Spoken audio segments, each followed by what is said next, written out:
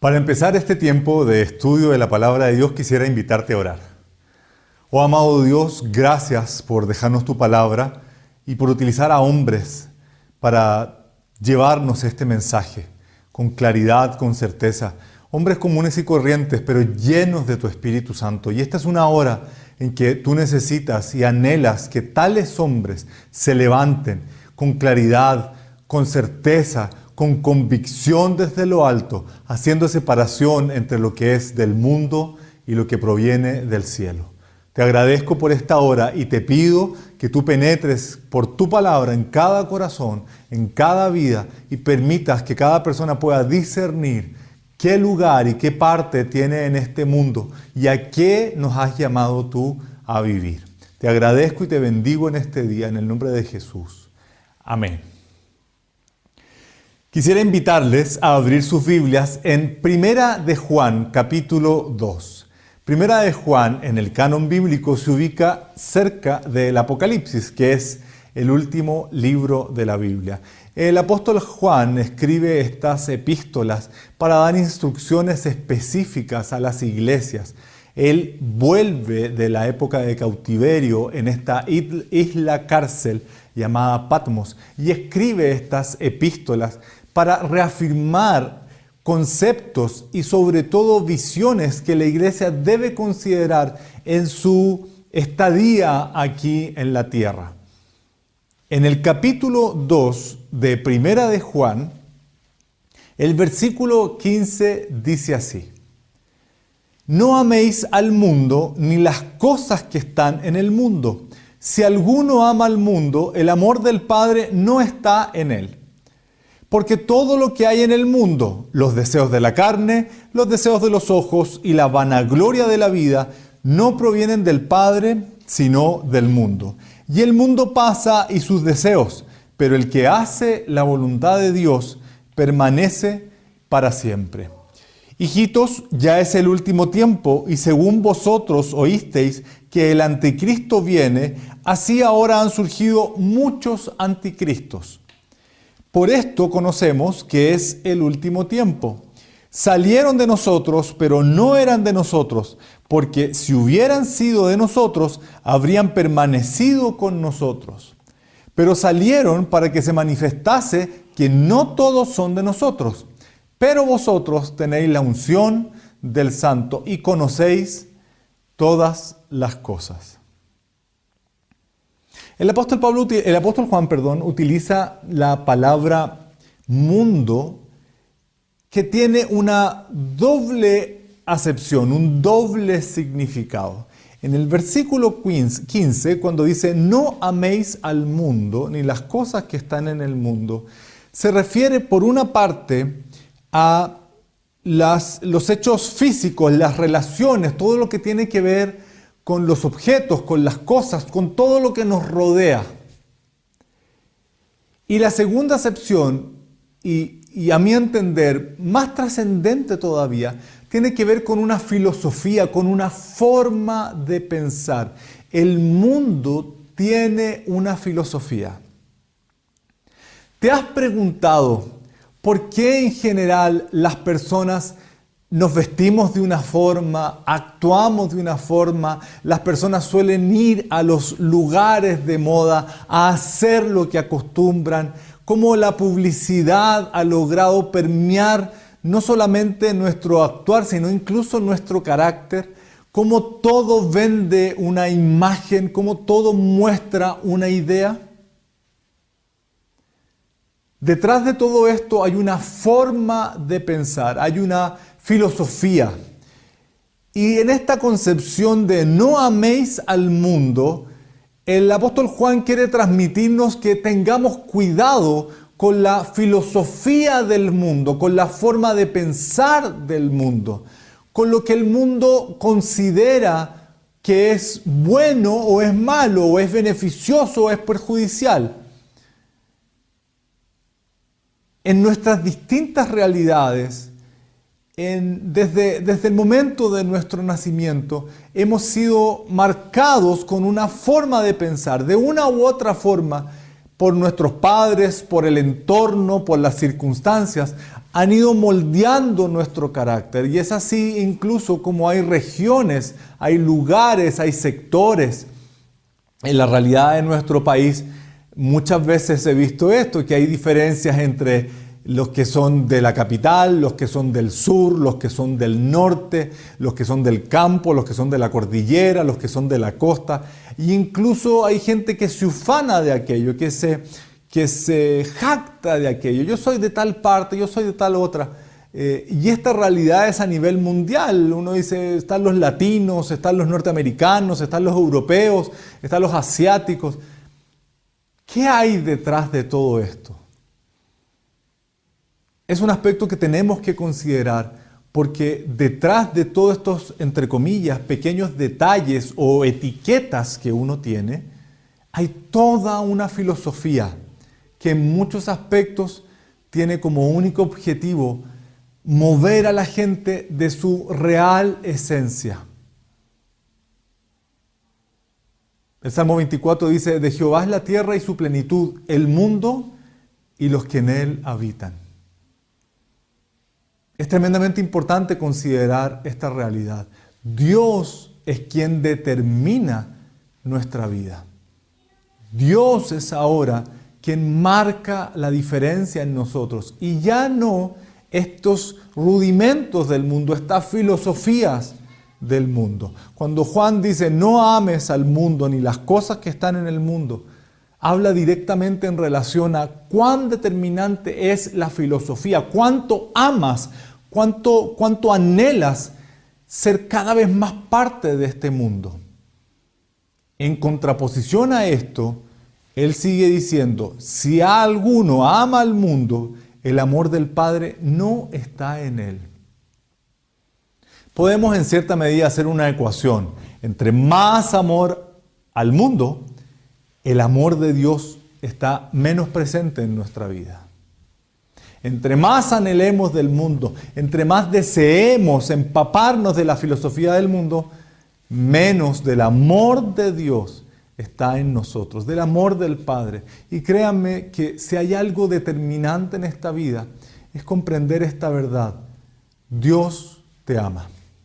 Dios me ama. Dios nos ama. A pesar de lo que hemos hecho, a pesar de cómo somos, a pesar de cómo actuemos, Dios nos ama. Y esta es una verdad que no nos cansaremos de predicar y de enseñar mientras podamos hacerlo. Dios te ama. Dios te ama. El versículo 16 nos advierte de las características de esta filosofía del mundo, de este amor del mundo. Dice el versículo 16, porque todo lo que hay en el mundo, los deseos de la carne, los deseos de los ojos y la vanagloria de la vida, no proviene del Padre, sino del mundo. ¿Qué quiere decir este aspecto? El amor al mundo es un asunto interno y se caracteriza por 3 actitudes. Si tú puedes tomar nota, por favor, hazlo. De todas maneras van a aparecer aquí en tu pantalla 3 características particulares. La primera, un intenso deseo por el placer físico. O sea, una preocupación excesiva por satisfacer los deseos físicos. Un ejemplo característico de este primer aspecto es la lujuria. La lujuria es un deseo excesivo por el placer, por experimentar placer, por experimentar deseo a como dé lugar. Vivimos en un mundo absolutamente erotizado. En esta época, estadísticas concretas y fidedignas han demostrado que la pornografía se ha disparado y las suscripciones a canales pornográficos y a medios pornográficos se ha disparado tremendamente. La gente, a pesar de que se ha visto la necesidad o la obligación de tener que estar en sus casas, no por eso ha dejado de consumir y de desear satisfacer sus placeres personales, sus deseos personales, aún los más sórdidos. Una de las filosofías y de las características propias de este amor al mundo y de los deseos de la carne es esta satisfacción por el placer. Es un Dios llamado placer, de una u otra forma. Y es un aspecto en muchos casos muy determinante. Y debemos preguntarnos, ¿vivimos para el placer? ¿Es para mí un objetivo sentir placer?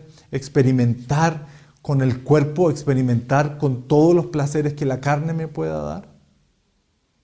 ¿Estás atado de una u otra forma a la lujuria? ¿Estás atado a alguna pasión sexual? Una segunda característica es un deseo insaciable por todo lo que vemos, o sea, codiciar y acumular cosas e inclinarse al Dios del materialismo. Alguien planteó que parte de esta nueva concepción cultural del posmodernismo es que antes la gente iba los domingos por lo general a las iglesias. Hoy día esa misma gente se ha trasladado a otro tipo de culto y las iglesias fueron cambiados por los centros comerciales. ¿Qué va a hacer la gente los domingos a los centros comerciales? Lo que supuestamente antes hacía los domingos en las catedrales o en las iglesias. Adorar a su Dios. El Dios que se venera en un centro comercial es el materialismo, es la obtención de las cosas, es llenarse de objetos, es llenarse de cosas. ¿Cuánto es llenarse? Eso es algo que tienes que preguntarle a Dios. ¿Cuál es la medida? Porque tú puedes decir, simplemente yo compro una cosa o algunas cosas. El asunto es, ¿dónde está puesto tu corazón respecto de esa cosa? Sea una o sean 10. ¿Cuán determinante es aquello? ¿Cuánto de egoísmo genera eso en ti? Hay una regla muy sencilla para esto. Las cosas te tienen o tú las tienes. Si las cosas te tienen dominado, tú por lo general cierras tu puño. No las quieres soltar, no las quieres entregar, menos regalar. Pero si tú tienes las cosas, por lo general tú estás dispuesto a entregarlo, no tienes problema con compartirla o incluso regalarla o darla a aquel que tenga necesidad. Porque eso no te pertenece a ti, es algo que tú estás teniendo, pero no determina tu vida. Otra de las características de nuestra época tiene que ver con esto, con el materialismo, con la codicia. Y un tercer aspecto dice la vanagloria de la vida. Y esto tiene que ver con el orgullo de nuestros logros y posesiones. Es decir, estar obsesionado por obtener y mantener un elevado nivel social o que los demás nos consideren importantes. Vivir para el que dirán. Vivir en esta época de redes sociales para un like, para un dedito hacia arriba, para un me gusta. Vivir aparentando, vivir dependiendo de lo que los demás dicen de mí. En esto también hay un engaño, porque una cosa es lo que tú piensas de ti mismo. Otra cosa es lo que tú muestras hacia los demás. Y otra muy distinta es lo que los demás piensan de ti. De una u otra forma vivimos en una sociedad que tiene tantas caretas que las personas terminan absolutamente fragmentadas en su interior. Externamente, esa persona puede mostrarse muy capaz y muy segura. Los demás pueden ver en esa persona en realidad alguien tremendamente avasallador y que no le interesa a nadie. Pero internamente esa persona puede verse a sí misma absolutamente temerosa e insegura. De estos casos está lleno. Y créanme que no exagero cuando digo lleno. Mucha gente trata y se esmera por aparentar lo que en realidad no es. Y eso es parte de esta vanagloria de la vida, un vano reconocimiento. ¿Qué termina diciendo en este pasaje el apóstol Juan? Todo esto que el mundo busca y fomenta a que la gente lo busque, no proviene del Padre, sino del mundo. Y esta es una regla tremendamente importante para nosotros. ¿Cómo saber qué proviene del mundo y qué proviene de Dios? Bueno, tienes que orar y pedirle al Señor y decir, Señor, esto que anhelo, esto que deseo, esto por lo cual estoy trabajando, esto por lo cual estoy pagando, ¿proviene de ti? ¿Te agrada? ¿Va a honrarte? ¿Va a glorificarte? ¿Para qué lo estoy usando? Hace muchos años atrás, en un curso acerca de la economía cristiana, alguien planteaba una regla que personalmente ha sido una tremenda ayuda para mí durante todos estos años. Parado delante de una vitrina, uno debiera preguntarse, ¿esto lo quiero o lo necesito? Y en base a esa realidad nos daremos cuenta que hay muchas cosas que en realidad lo único que hacemos es quererlas, no es que las necesitemos. ¿Hay algo de malo en querer algo? Absolutamente no. El tema es eso que tú deseas, que no necesitas, ¿qué hay detrás de aquello?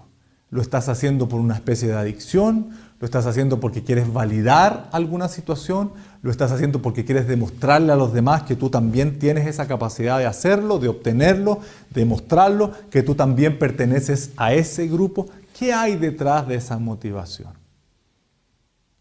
Se los recomiendo como forma de ir de shopping, como se dice, ¿sí? Párese delante de la vitrina y diga con toda libertad, ese vestido o eso que estoy viendo en la vitrina, ¿lo quiero o lo necesito? Sabemos entonces, como dice, que todo lo que no proviene del Padre, proviene entonces del mundo. El versículo 17 advierte del por qué es delicado caer en esta filosofía del mundo. Dice, y el mundo pasa y sus deseos. Esto es increíble. Esto es increíble porque todo lo que podamos llegar a adquirir o a desear en este mundo va a pasar. De aquello nada se va a acordar. Muchas de las cosas que personas, emperadores, césares, faraones, generales de grandes ejércitos obtuvieron durante su vida, hoy día son parte de un museo. Hoy día son parte y le dan trabajo a los distintos guías alrededor del mundo. Guías que se dedican a contar la historia de lo que fue o cómo tal persona obtuvo tal o cual cosa. Los deseos del mundo y las cosas del mundo y el mundo mismo, esta filosofía va a pasar y sus deseos también. Pero dice, el que hace la voluntad de Dios permanece para siempre. Y es esta la época en que debemos considerar hacia dónde vamos. ¿Cuál es el objetivo en nuestra vida? Romanos capítulo 10, versículos 10 y 11 dicen, porque con el corazón se cree para justicia, pero con la boca se confiesa para salvación. Pues la Escritura dice, todo aquel que en él creyere no será avergonzado. Este pasaje particularmente para mí ha sido una revelación y una confirmación tremendamente potente. Desde que tomé la decisión de invitar a Cristo a mi vida, han habido situaciones en las cuales he tenido que decir, o sigo al Señor, o sigo mis deseos, o sigo el mundo, o sigo lo que me dicen los demás. Y a veces, por tomar una decisión en Cristo, me he ganado el menosprecio, me he ganado la burla de otras personas o del mismo mundo. Sin embargo, esta verdad ha sido un tremendo aliciente, una tremenda motivación. Dice literalmente, todo aquel que en él creyere no será avergonzado. 700 años antes de Cristo, el profeta Isaías, en Isaías 28:16, profetizó respecto del Señor Jesús y que Él sería una piedra preciosa, una piedra fantástica, un fundamento extraordinario, que los edificadores, dice, desecharon. Pero para Dios, Cristo es precioso. Y termina el versículo 16 diciendo, el que confía en Él no se apresure. 700 años antes de Cristo, la gente, la recomendación era, no se apure, tranquilo. Confíe en que el Señor va a hacer las cosas. El apóstol Pablo escribe en su carta a los romanos que todo aquel que creyere en Él no será avergonzado. Vale la pena seguir esperando, vale la pena no apresurarse, no tomar una decisión a tontas y a locas. No va a ser avergonzado todo aquel que ha puesto su confianza en Él. ¿Por qué esto es tremendamente importante? Porque la Biblia advierte todo lo que vemos, todo lo que nuestros ojos puedan mirar, todo lo que nuestras manos puedan palpar, todo lo que nuestro corazón de este mundo pueda desear, todo va a pasar. Todo va a pasar. Sin embargo, dice que el que hace la voluntad de Dios permanece para siempre. No va a ser avergonzado. Hay muchas cosas que tú y yo puede que no logremos en este mundo. Hay muchas cosas que tú y yo puede que no alcancemos mientras vivamos. Sin embargo, llegará la hora en que haber puesto nuestra confianza en Jesucristo será el mayor logro de nuestra vida. Haber confiado en Él, porque permaneceremos para siempre. Todo esto va a pasar. Lo estamos viendo, las economías a nivel mundial están colapsando. Muchas cosas y casas y locales y centros comerciales se han visto afectados por todo esto de esta pandemia a nivel mundial. Sin embargo, la iglesia permanece y Dios nos ha permitido seguir adelante y Dios nos ha permitido seguir reuniéndonos. Y cuando llegue aquel día en que Cristo venga por su iglesia, todo aquel que confía en Él no será avergonzado. El versículo 18 continúa hablando acerca de la realidad de la iglesia. Llama a los miembros de la iglesia hijitos, a los que han nacido de nuevo, de acuerdo a Juan 1:12, a los que tienen esta potestad de ser hechos hijos de Dios. Hijitos, ya es el último tiempo, y según vosotros oísteis que el anticristo viene, así ahora han surgido muchos anticristos. El apóstol Juan hace una diferenciación entre aquel anticristo que será este gran gobernante mundial, puesto y animado por el mismo diablo a dirigir este nuevo orden mundial, el anticristo. Pero él advierte que también dentro de la iglesia, tanto en aquella época como en nuestra época, se han levantado muchos anticristos. Y él mismo da la explicación. Personas que están entre nosotros, pero que no son de nosotros. Y cito textual.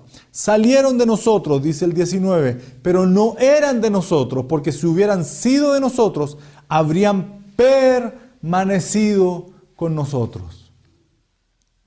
Pero salieron para que se manifestase que no todos son de nosotros.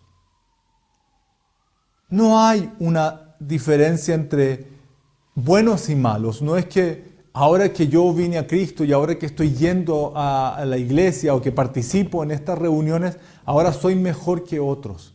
Cuando habla de nosotros, habla de todos aquellos que han sido redimidos por la sangre de Jesucristo. Todos aquellos que han invitado a Jesús como Señor y Salvador. ¿Puedes tú decir que eres de Cristo? ¿Puedes tú decir que eres uno de nosotros? Muchas personas a veces en su forma de expresarse dicen, ¿qué van a hacer ahí en su iglesia? No hablan de nosotros, no dicen qué vamos a hacer, es qué van a hacer ustedes. Nuestra forma de hablar muchas veces delata lo que hay en nuestro corazón, tal como lo dice las Escrituras. El versículo 20 dice, pero vosotros tenéis la unción del Santo y conocéis todas las cosas. He tenido la bendición de poder conocer a gente muy inteligente y muy capaz en distintos ámbitos, en distintas áreas.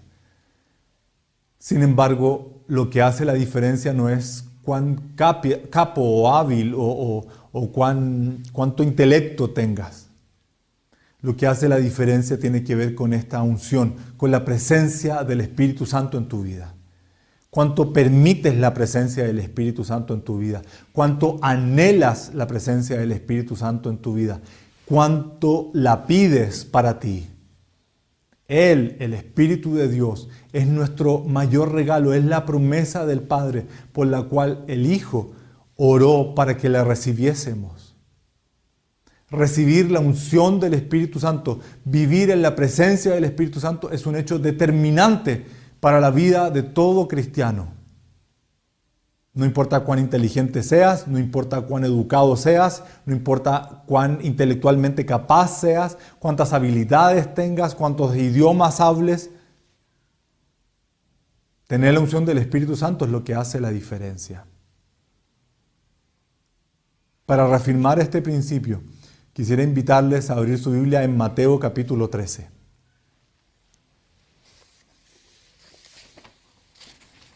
Hablando de estas cosas, el Señor Jesús dice en Mateo capítulo 13.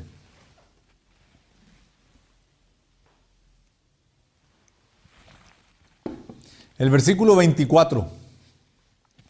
Les refirió otra parábola diciendo: el reino de los cielos es semejante a un hombre que sembró buena semilla en su campo. Pero mientras dormían los hombres, vino su enemigo y sembró cizaña en el trigo, y se fue. Y cuando salió la hierba y dio fruto, entonces apareció también la cizaña. Y vinieron entonces los siervos del padre de familia y le dijeron: Señor, ¿no sembraste buena semilla en tu campo? ¿De dónde pues tienes cizaña? Él les dijo: un enemigo ha hecho esto. Y los siervos le dijeron: ¿quieres pues que vayamos y la arranquemos? Él les dijo: no sea que al arrancar la cizaña arranquéis también con ella el trigo. Dejad crecer juntamente lo uno y lo otro hasta la siega, hasta la cosecha. Y al tiempo de la siega, yo diré a los segadores: recoged primero la cizaña y atadla en manojos para quemarla, pero recoged el trigo en mi granero. Es interesante cómo el propio Señor Jesucristo, al establecer la iglesia, hace la diferenciación, y Él es consciente que dentro de los miembros de un ministerio, de una congregación, hay gente que ama a Dios y hay otros que no lo hacen. Hay gente que obedece a Dios y hay otros que no lo hacen. Hay gente que se santifica y hay otros que no. Y están ahí todos reunidos. Más adelante, en este mismo capítulo 13 de Mateo, el versículo 36, dice: entonces, despedida la gente, entró Jesús en la casa, y acercándose a él sus discípulos le dijeron: explícanos la parábola de la cizaña del campo. A lo mejor es lo mismo que usted desearía después de escuchar esta parábola. Por favor, explícanos qué quiere decir.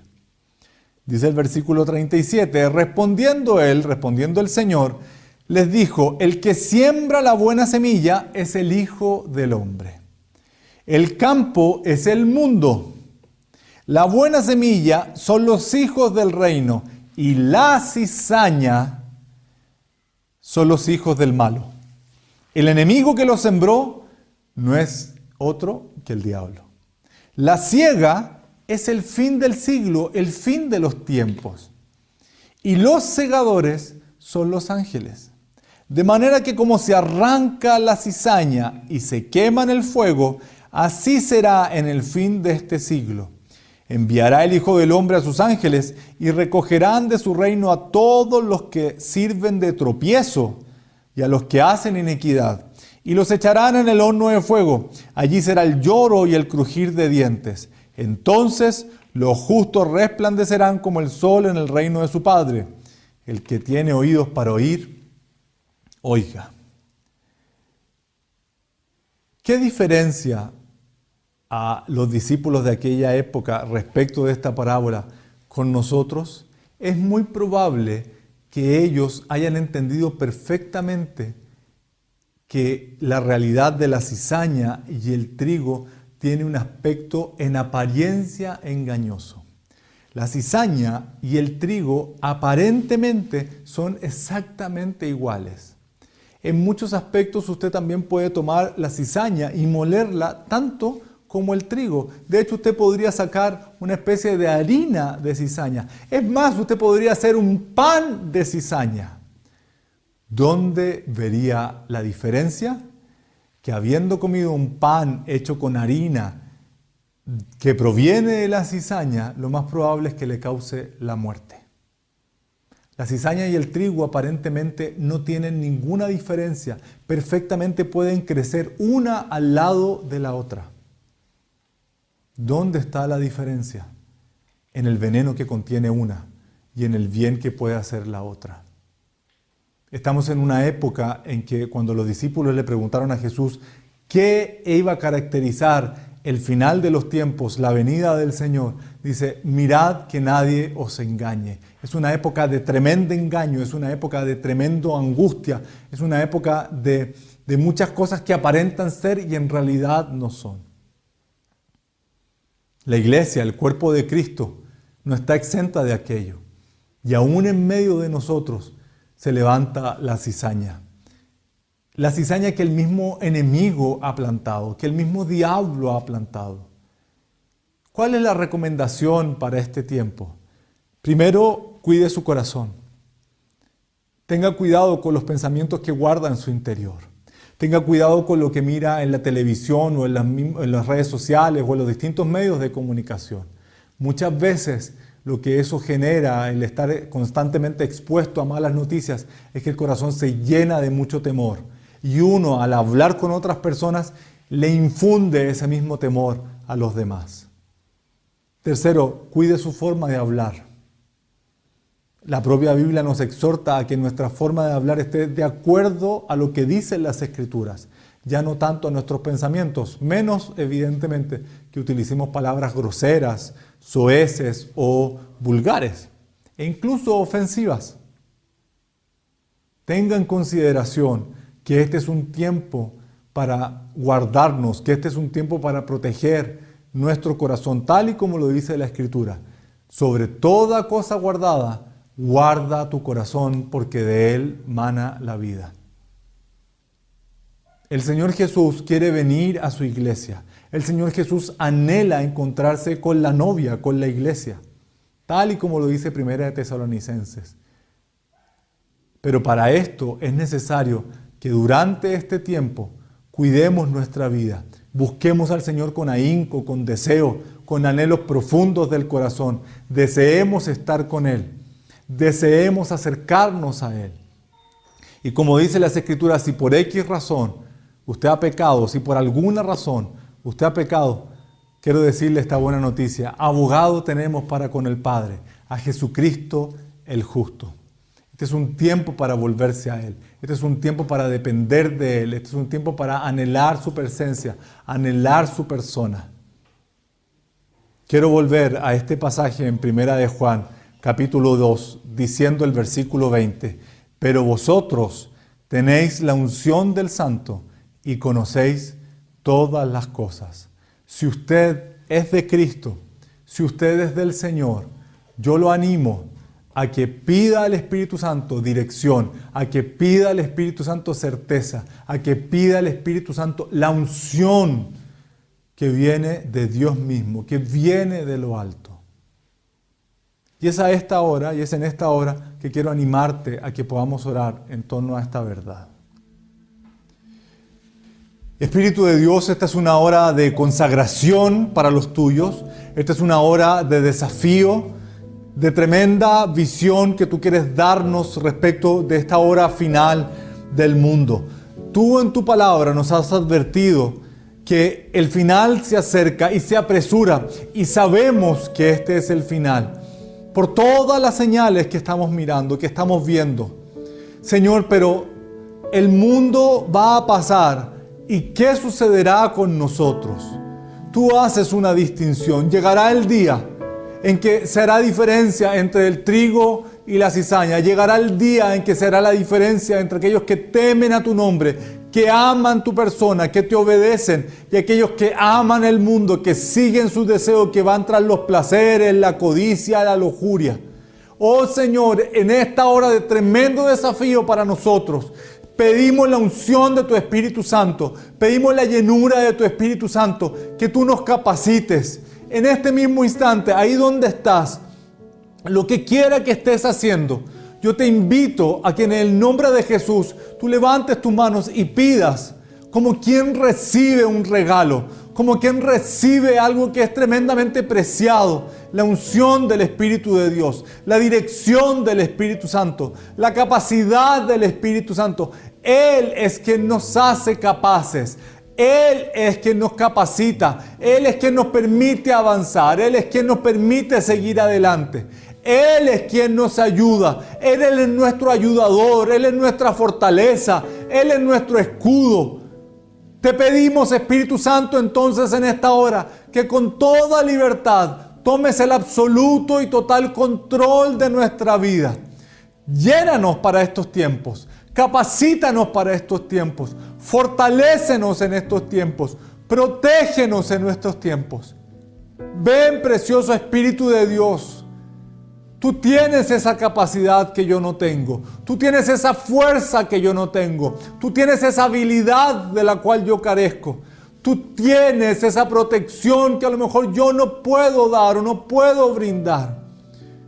Ven, Espíritu de Dios, en esta hora y llénanos de tu palabra, llénanos de tu presencia, llénanos de tu conocimiento, llénanos de discernimiento, de dirección y de autoridad, de poder de lo alto. Y consuela, oh precioso Espíritu de Dios, nuestros corazones, sabiendo que todo lo del mundo, todos los deseos de los ojos, los deseos de la carne y la vanagloria de la vida van a pasar. Pero los que confían en ti, los que hacen tu voluntad, permanecerán para siempre. Eso lo dice tu palabra. Y tu palabra es verdad, Señor, porque hasta aquí todo se ha cumplido. Todo ha sido tal y como lo has dicho. Todo ha sido tal y como lo has advertido.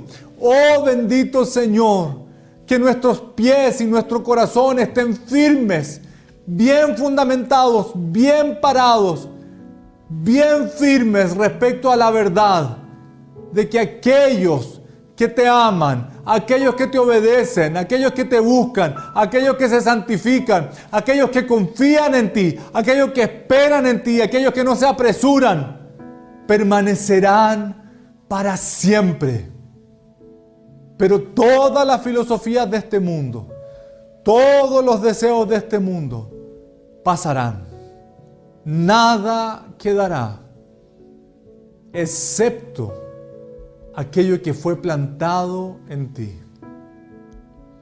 En esta hora, hijos de Dios, no se afane por la obtención de logros, no se afane por la obtención de riquezas, no se afane por querer permanecer en este mundo o por querer ser destacado en este mundo. Porque llegará el tiempo y se apresura en que todo lo que no ha sido plantado por Dios mismo será quitado. Sin embargo, todo lo que ha sido plantado en Dios permanecerá. Puede que de muchos trabajos que hayamos hecho, de muchas obras y labores por las cuales corrimos y nos esforzamos, pero que no fueron dirigidas ni plantadas por Dios mismo, de ellas no se dé cuenta. Sin embargo, toda aquella palabra que dimos de parte de Dios, toda aquella oración que hicimos en el nombre de Jesús, toda aquella evangelización que hicimos por rescatar a almas del mismo infierno, todo aquello que hemos hecho en el nombre de Jesús, conforme a su voluntad, de todo aquello, dice las Escrituras, que se dará cuenta en el día final y los libros serán abiertos. Y cada uno recibirá su corona y cada uno recibirá su recompensa. Esta es nuestra hora, hijos de Dios. Esta es la hora de la iglesia, de no hacer tesoros aquí en la tierra, de no hacer tesoros en el mundo. Es la hora, es el tiempo en que nos levantamos para hacer tesoros en el cielo, donde está nuestra ciudadanía, donde está nuestro destino final. No pertenecemos a este mundo. Nuestro lugar está con nuestro Dios, con nuestro Salvador y Señor Jesucristo. Seas bendito en este tiempo y recibas bendición tú y tu casa, y conforme a su voluntad puedas actuar en plena convicción, en plena certeza y cumplir el propósito de Dios para tu vida. Que Dios te bendiga y gracias, bendito Espíritu Santo, por la obra que tú estás haciendo en cada uno en particular. En el nombre poderoso de Jesús. Amén.